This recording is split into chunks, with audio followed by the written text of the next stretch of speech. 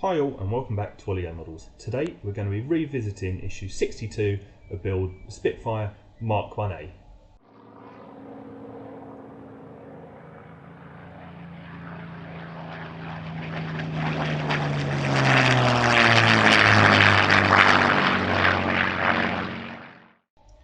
So to those of you that are returning to the channel, you'll already know that we've already done issues 61 and 62 of Spitfire. I will put a link just up there so you can go and check out that video if you want to. But those of you that have seen it will remember that we had some issues with the electrical connector and trying to screw the actual connector itself into the housing. That didn't go too well for me, and some damage was caused to the casing for the electrical connector, the bit that you screw it into. However, I did get on Hachette. I spoke to them. They did send me out a replacement part, and that has turned up over the weekend, so we're going to be doing that today.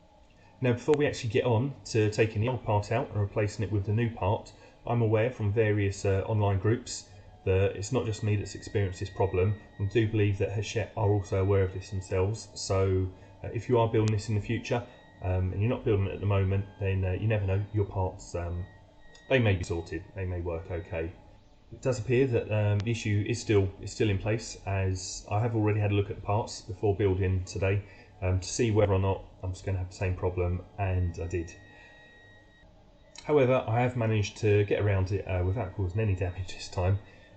So without further ado, let's build this. So we've got our new parts here that turned up from Hachette over the weekend. I have already had a look at them, as I said before, to see whether or not the casing here would screw onto the actual electrical connector without any problems. However, I did have exactly the same problem as I had last time, so I'll quickly talk you through how I got around it. So before I tried to put the connector in, obviously I made sure that I had the connector the right way up. The recess at the top just here is smaller on one side than on the other side. Possibly if I hold it over this camera over here, we can see that it's quite a shallow recess here, whereas if I turn it over, it's there's a larger recess. We want the side with the shallower recess. So we take our connector, we drop the wires down through the top, and then we start to screw. I probably got to about here when I then couldn't do anything else, and I couldn't screw it any further.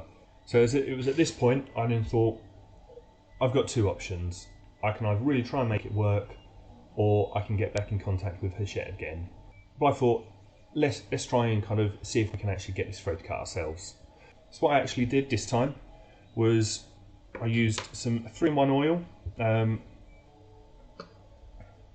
then quite simply I put a few drops of 3-in-1 oil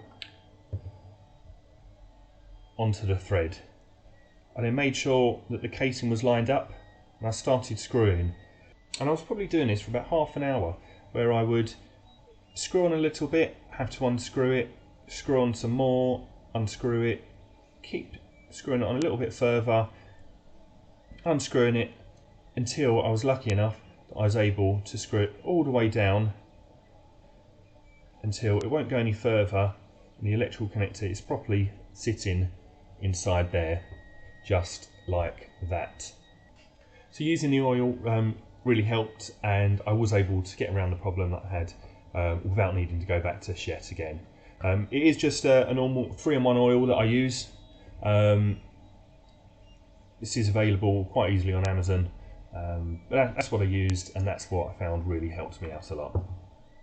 So with that piece now sitting properly, we can carry on. We can put that casing into the housing, remove the old electrical connector and its housing from the aircraft, and actually fit the new one in. So let's get on with that. So taking the two parts of the housing out of the box that they come in, just like last time, if you can remember that one side has got there's a hole in the middle, and then on the other side there is a peg just in the middle that slots, so that these two will slot together. So taking the part that's got the hole in that the peg will sit in, we're going to take our electrical connector in the casing, we're going to slot it into the top so it sits like that, and then we're going to take the other piece and we're going to drop it over the top, and we're going to sandwich it together making sure that that peg sits in the hole. And easily now, it's quite clear to see that this part will rotate around freely and easily. So knowing that that does fit properly now, what we need to do is we're going to take the top piece off here. We're going to drop a tiny bit of glue into the slot where the peg's going to go, and we're going to glue them together.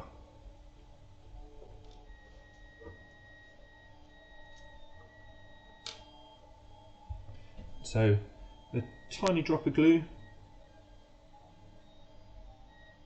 making sure that it's only on that hole where the peg's going to go and nowhere else. I'm going to bring this over the top and we're going to hold those together, making sure that that casing holding the electrical connector can still move freely. So with the glue now out of the way, we're going to move that to one side for a second. Again, move the screws out of the way, and we're now going to bring the aircraft back in. And then we'll bring over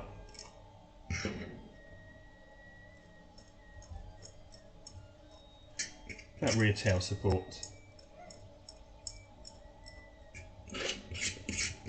Open it up and slot it underneath the rear there, just offering that additional support, meaning I can kind of put pressure down without needing to worry about supporting it from underneath.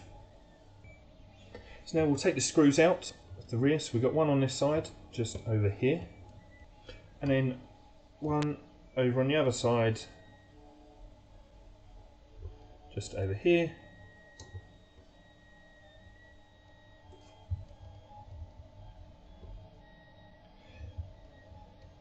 And again, we'll unscrew this one. So then now we can remove the old part. So with that old part out of the way, we are going to use some fresh screws as we've got them. So we'll open those up. Again, with new screws out, we're going to take our electrical connector. Again, we can see just how clearly and easily this is able to move. We're going to make sure that it is aligned correctly, as at the back here, there is where that peg is, that piece there does need to go towards the rear of the aircraft. So we're going to carefully manoeuvre that into place so it's sitting where it should do. So with that sitting in the back there now, we're going to take a screw. We're going to make sure it is sitting nicely, and then we're going to come in just from the sides here, and we're going to screw this down into place. And that's one done.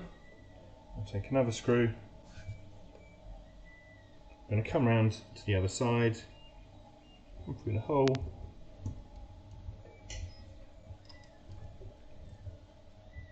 and then quite simply screw that into place. Now probably best over on this camera over here, we can clearly see the bottom of the connector and how freely that is able to move around. And that is the replacement parts for issue 62 all complete. Don't forget, if you do want to get hold of these stands for yourselves, we've got our main stand here and we've got the rear support. These are available over on my website, which is oligomodels.com, where you'll be able to find these stands along with some other products that may suit your fancy. Don't forget, if you did like the video, make sure you do leave a thumbs up, and if you haven't subscribed and you want to be kept up to date with all of my latest videos, make sure you do click that subscribe button and hit the notification bell. Until next time, take care.